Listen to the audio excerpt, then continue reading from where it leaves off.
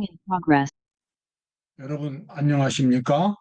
오늘은 하나님의 말씀 엘리야의 하나님은 어디에? 라는 그런 제목으로 하나님의 말씀을 보겠습니다. 우리 모두는 다른 사람으로부터 하나님을 소개받았습니다. 소개받은 그 하나님은 그 후로는 자신의 하나님이 되어야 합니다. 나에게 성경을 가르쳐준 목회자나 다른 전도자의 하나님으로 끝나는 것이 아니라 이제는 그분의 하나님이 나의 하나님으로 바꿔지는 그와 같은 깊은 극적인 신앙의 경험이 우리 각자에게 필요합니다. 엘리야의 하나님은 엘리야의 제자였던 엘리사의 하나님이 되셨습니다.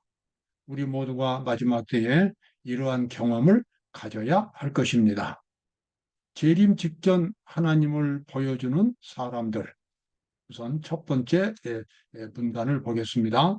나는 그 전신갑주를 입고 있는 자들이 큰 능력으로 진리를 선포하는 것을 들었다. 한 천사가 그것은 늦은 비이며 셋째 천사의 큰 외침이라고 대답했다. 여러분 마지막 때 하나님께서 이 사업을 지상에서 마치시고 그리스도께서 재림하실 때에 하나님의 백성들의 그 역할은 아주 획기적인 것입니다. 큰 능력으로 온 세상에 세 천사의 기별, 하나님의 심판의 기별과 그리스도의 재림을 전파하는 세 천사의 기별을 세상 방방곡곡에 전파하고 그리고 나서 예수님께서 재림하십니다. 그러나 그와 같은 세 천사의 기별을 증거할 수 있는 사람들은 모든 그리스도인들이 다 할 수 있는 일이 아닙니다. 하나님을 개인적으로 만난 사람들만이 할 수가 있습니다. 하나님으로부터 능력과 깊은 사랑을 경험한, 성결을 경험한, 믿음으로 그리스도의 의, 그리스도의 정신을 깊이 경험한 사람들만이 이 늦은비 성령 운동, 온 세상에 복음을 전파하고 예수님의 재림을 준비하는 그러한 기별을 전하는 그러한 사람들이 될 수가 있습니다. 나는 곧 하늘과 땅을 뒤흔드는 하나님의 음성을 들었다. 나는 조금 전에 고민 가운데 눌려 있던 무리를 바라보았다. 그들은 자유롭게 되었다. 영광스러운 빛이 그들 위에 비치고 있었다. 이것이 바로 예수님께서 재림하실 때에 지상에 남아있는 성도들의 모습입니다. 그들은 아주 진지하게 기도하는 사람들입니다. 그들이 그렇게 기도하는 이유는 뭐냐면 아무리 자기들이 거룩하게 정결하게 진지하게 하나님의 말씀에 순종했다고 하지만 그들 영혼 속에는 여전히 더러운 죄의 본성이 있기 때문에 또한 그들의 속에 남아있는 여러 가지 죄의 흔적들이 남아있기 때문에 그들은 그러한 것들을 극복하고 하나님 앞에 거룩한 사람으로 되기 위하여 끊임없이 그리스도께 헌신하는 그래서 그리스도의 십자가의 정신으로 죄를 회개하고 버리는 그 같은 일들을 마지막 때에 오랫동안 계속해온 사람들입니다. 무관심하게 예수님을 믿으니까 내가 이제 장래 구원을 받겠지라고 하는 막연한 기대로서 예수님의 재림을 기다리는 사람들이 아닙니다. 그래서 바로 여기 나와 있는 조금 전에 고민 가운데 눌려있던 무리들을 바라보았다. 그들은 이제 자유롭게 됩니다. 예수님의 재림이 이제 아주 임박한 시간이 다 된 그런 모습입니다. 기도하는 자들이 계속해서 진지하게 부르짖고 있을 때에 때때로 예수께로부터 한 줄기 빛이 나와 그들을 비춰주고 그들의 마음을 격려해주고 그들의 얼굴을 빛나게 해주었다. 그 사람들은 이제 하나님으로부터 인정받은 사람들입니다. 이제 그들은 개인적인 하나님을 마음속에 모시고 있었습니다. 다른 어떤 누구의 하나님이 아니라 자기 자신의 하나님으로서 그들은 확신을 마음속에 갖고 또 경험한 사람들입니다. 우리가 예수님의 재림을 준비한다면 이렇게 깊이 하나님을 만나고 하나님에 대한 확신을 우리 모두가 가져야만 할 것입니다. 어떤 이들은 이 고민하며 부르짖는 일에 참여하지 않는 것을 보았다. 그들은 부주의하고 무관심한 것처럼 보였으며 어두움이 그들을 먹구름처럼 가두어 버렸습니다. 결국 그들은 예수님을 믿는다고 했지만, 지식적으로는 예수님의 재림을 기다린다고 했지만, 그들은 결국 예수님의 재림을 맞이할 수 없고 어둠 속으로 사라져 버리고 말았습니다. 그래서 우리가 지금부터라도 주님을 깊이 만나는 영적인 경험이 매일매일 반복해서 경험되어야 합니다. 그리고 하나님의 말씀을 생활 속에서 진지하게 경험하고, 그리고 실천하고 영혼들을 사랑하고 구원하는 그러한 일들을 매일매일 반복해서 실천해야만 합니다. 그렇게 함으로써 매일매일 더 깊은 영적인 경험 속으로 들어가게 됩니다. 자, 엘리야의 하나님은 어디 계시는가? 우리 그 내용을 살펴보겠습니다. 엘리야의 몸에서 떨어진 그 겉옷을 가지고 물을 치며 가로되, 엘리야의 하나님 여호와는 어디 계시나이까 하고, 저도 물을 치매 물이 이리저리 갈라지고 엘리사가 걷느니라. 여기 나와 있는 이 역사적인 사건은 조금 설명이 필요합니다. 엘리야의 제자가 엘리사였습니다. 엘리야는 하나님의 지시에 의하여 엘리사를 자기 제자로 불렀습니다. 그리고 여러 해 동안 엘리야는 엘리사를 데리고 다니면서 훈련을 시켰습니다. 이제 엘리야의 마지막 시간이 다 되었고, 엘리야는 매우 특이하게도 죽지 않고 하늘로 올라갈 것이라고 하는 그 같은 계시를 엘리야가 받았습니다. 그래서 엘리야가 이제 엘리사에게 그렇게 말합니다. 엘리사야, 나는 지금 베델로 간다. 그러니 너는 여기 머물러라. 여기 머물러 있으라고 하는 말의 의미는, 너는 그냥 이제 집으로 돌아가라. 너는 안 되겠다. 너는 이제 그냥 나하고 헤어지자. 뭐 그런 투의 의미였습니다. 여러분, 그것은 엘리사에게는 있을 수 없는 스승의 말이었습니다. 여기 나와 있는 이 말씀이죠. 엘리야가 엘리사에게 이르되, 청컨대 너는 여기 머물라. 여호와께서 나를 베델로 보내시느니라. 그때 엘리사의 대답은 무엇이었습니까? 엘리사가 가로되, 여호와의 사심과 당신의 혼의 삶을 가리켜 맹세하노니 내가 당신을 떠나지 아니하겠나이다. 아주 단호하고 분명하게 자기의 입장을 밝혔습니다.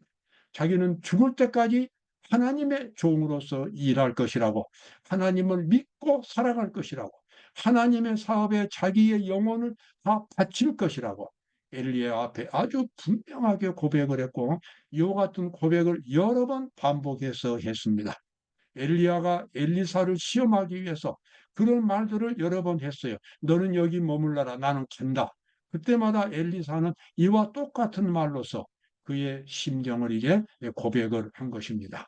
그래서 마침내 엘리야가 이제 갑자기 하늘 천사들이 내려와서 엘리야를 데리고 하늘로 갈 때에 엘리야가 자기 겉옷을 벗어서 엘리사에게 던졌습니다. 엘리사는 이제 그 겉옷을 집어 들었습니다. 이제는 엘리야가 없는 자기 혼자가 된 것입니다. 자기가 이제 하나님의 일을 해야 합니다. 엘리사는 최고의 그의 생애의 위기 앞에 섰습니다. 엘리야의 하나님은 과연 엘리사의 하나님이 되셨는가? 그리고 엘리야가 했던 그 일을 엘리사가 계속할 수 있을까? 지금까지 엘리사는 한 번도 기적을 일으킨 적이 없습니다. 영감을 받은 적도 없습니다. 그는 다만 그 시간이 올 때까지 자기가 할 수 있는 최선의 일을 다하면서 준비만 해왔습니다. 마음으로 수백 번, 수천 번 하나님께 고백했고, 하나님의 일은 작은 것부터 큰 것까지 어느 것 하나 중요한 것이 없는 것처럼, 뭐 중요하지 않는 것이 없는 것처럼 그는 최선을 다해서 지금까지 모든 일을 다 해왔습니다. 그런데 과연 자기의 현재 이와 같은 상황 속에서 그가 하나님으로부터 인정을 받을 것인가? 이제 그가 서 있는 그 요단강, 이쪽 강가에 서 있었는데 강 저편에는 선지자의 학생들이 엘리사를 바라보고 있었습니다. 아주 흥미롭게 바라보고 있었습니다. 과연 엘리사에게 능력이 나타날 것인가? 그는 일생을 통하여 강한 믿음을 행사하였고 하나님의 섭리와 그분의 인자하심에 대한 지식이 더해감에 따라 그의 신앙은 하나님께 대한 변함없는 신뢰심으로 성숙되어 갔습니다. 여러분, 바로 여기에 선조의 하나님이 나의 하나님이 되는 비결이 있습니다. 첫 번째는 하나님이 그에게 약속을 주셨다고 하는 것입니다. 하나님께서는 엘리야를 통하여 엘리사를 부르셨습니다. 그것은 하나님이 엘리사를 지정하셨다는 그 같은 약속이고 그것은 하나님의 언약이었습니다. 그러나 그 언약만으로 되는 것은 아닙니다. 엘리사는 또 자기가 할 수 있는 가장 성실한 노력을 하나님 앞에 매일매일 실천에 옮겼습니다. 그렇게 함으로써 엘리사는 마침내 엘리야가 이제 조금 전에 우리가 봤던 말씀이죠. 여기 나와 있는 말씀으로 엘리야가 이제 하늘로 간 후에 엘리사가 많은 사람들이 지켜보는 앞에서 엘리야가 던지고 간 그 엘리야의 그 옷을 들고 엘리야 그 요단강 앞에서 큰 소리로 하나님을 불렀습니다. 엘리야의 하나님 여호와는 어디 계시나이까? 그의 일생을 다 건 울부짖음이었습니다. 그리고 엘리야가 남기고 간 그 옷자락을 들고 요단강을 치기 시작했습니다. 사실 조금 전에 엘리야가 그 요단강을 자기 옷으로 치고 그 강을 두 사람이 건넌 적이 있었습니다. 이제는 엘리사가 그 옷을 가지고 강을 치기 시작하는 겁니다. 그러면서 엘리야의 하나님은 어디 계시나이까라고 큰 소리로 울부짖었습니다. 그러자 여러분 어떻게 됐습니까? 여기 나와 있는 대로 물이 이리저리 갈라지고 엘리사가 그 요단강을 건너게 되었습니다. 엘리야의 하나님은 엘리사의 하나님이 되신 것입니다. 그리고 엘리야가 했던 일을 이제 엘리사가 계속 이어받아서 계속할 수 있게 되었습니다. 여러분, 그와 같은 믿음의 자세가 오늘 우리에게 필요합니다. 마지막 때 하나님의 참된 백성들은 온 세상이 재앙으로 빠질 때에 사람들 앞에서 하나님을 보여줄 수 있어야 합니다.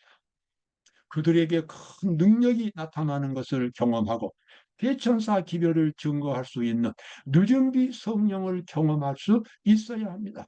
여러분, 그렇게 되기 위해서는 무엇이 필요합니까? 첫 번째는 하나님의 약속이 필요합니다. 그러나 하나님께서는 이미 우리 남은 백성들에게 그 기별을 주셨습니다. 그것은 바로 마지막 때의 새 천사 기별과 함께 늦은비 성령을 약속해 주셨습니다. 라오디게아 기별을 통해서 그렇게 준비하라고 말씀하셨습니다.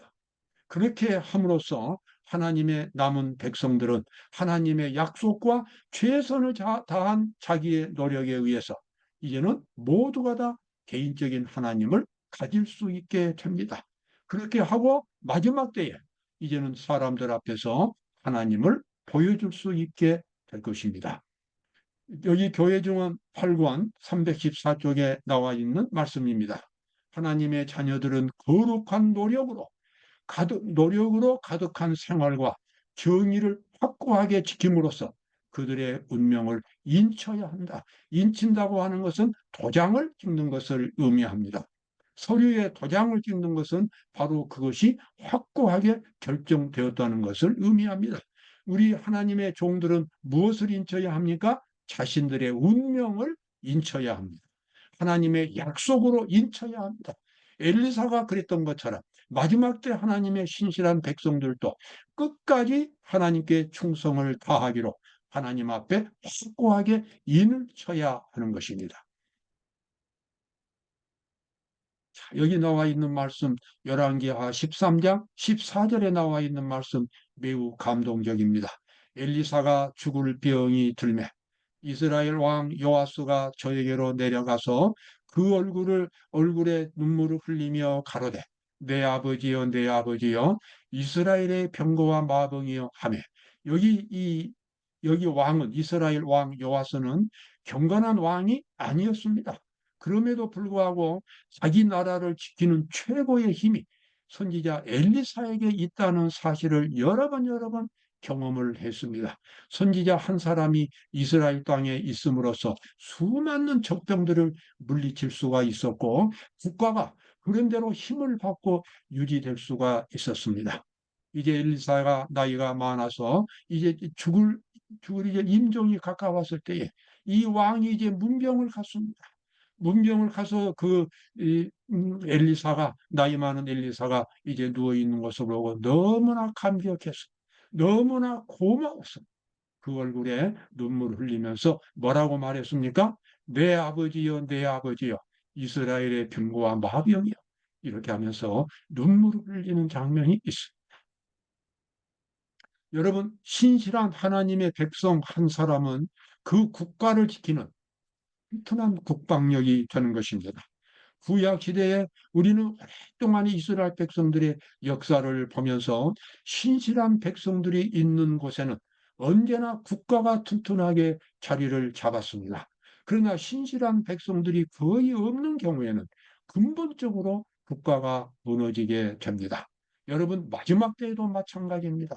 우리 한 사람 한 사람이 하나님 앞에 진실한 백성들이 될 때에 우리가 살고 있는 그곳에 하나님의 평화와 번영이 찾아옵니다.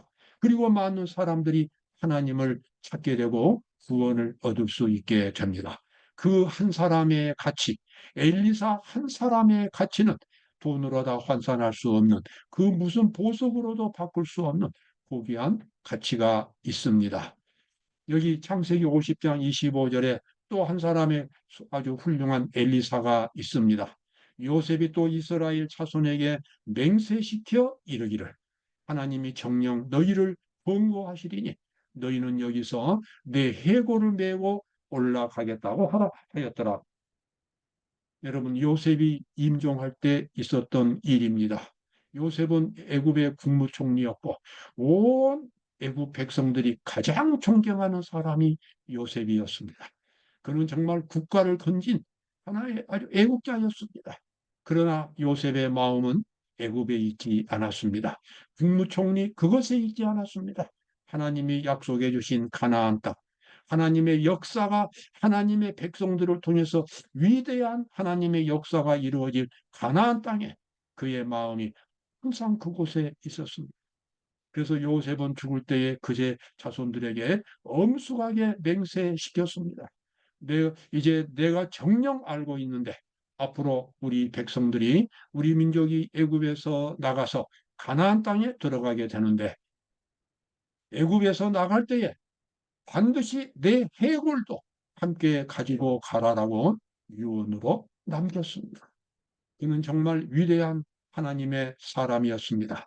그의 마음속에는 언제나 하나님의 위대한 꿈이 있었습니다. 그리고 장래 하나님께서 주실 위대한 꿈과 비전이 있었습니다. 비록 요셉이 이 세상에서 부귀영화를 누렸지만 그의 마음은 늘 가난한 마음으로 그는 하나님을 찾고 하나님의 영원한 세계를 그는 바라보면서 살아가는 사람이었습니다. 여기 나와 있는 이 제가 좋아하는 말씀입니다. 내가 어찌 이 큰 악을 행하여 하나님께 득죄하리까? 요셉이 그때 자기가 일하고 있었던 그 집에 그 여자가 자기를 유혹할 때에 강제로 유혹할 때 했던 말입니다. 내가 하나님 앞에서 어찌 이 큰 악을 행하겠느냐고 그러면서 그 여자가 계속 몸을 붙들려 몸을 벗은 채 옷을 벗긴 채 그냥 밖으로 도망가 버리는 모습입니다. 물론 그 결과 그는 아주 참혹한 대접을 받았고 감옥에 들어가게 되었습니다. 그럴지라도 그는 하나님 앞에서 결코 죄 짓는 일을 하지 않았습니다. 자, 사도 여기서 바울이 말한 유명한 말이죠. 내가 선한 싸움을 싸우고 나의 달려갈 길을 마치고 믿음을 지켰으니 이제 후로는 나를 위하여 의의 면류관이 예비되었으므로 주 곧 의로우신 재판장이 그날에 내게 주실 것이니 내게만 아니라 주의 나타나심을 사모하는 모든 자에게니라. 그렇습니다. 하나님께서는 이 세상에 살면서 성실하게 하나님을 찾는 사람들을 한 사람도 잊지 않으십니다. 주님께서는 그들을 데려가시기 위하여 이 땅에 다시 오실 것입니다. 여러분, 저와 함께 우리 모두가 다 이렇게 예수님의 재림을 맞이하고 영생에 이를 수, 그리고 천국에 갈 수 있는 그러한 사람들이 되기를 간절히 바랍니다. 감사합니다.